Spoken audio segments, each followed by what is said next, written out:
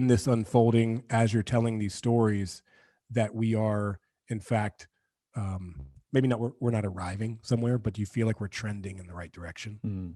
Yeah, it depends on the day. You asked me, that like they say, until you've been immersed into another culture, like you aren't as aware of how specific your own culture is.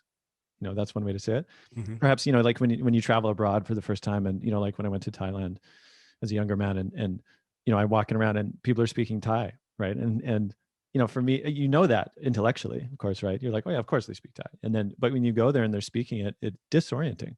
And when someone comes up to you and says "Swadika," Yeah. and they bow to you, and you're like, "Whoa, this is Yeah. I feel so welcome. This culture is amazing."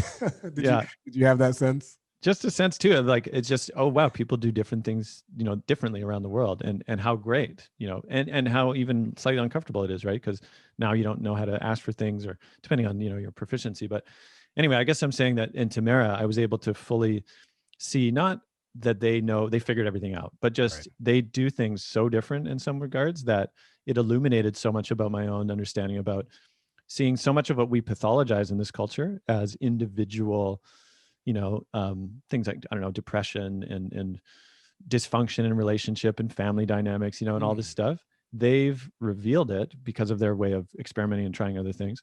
I can see now, I'm like, oh wow, like that's because all of these other things that it requires for a sane relationship and a sane raising of a family are not there.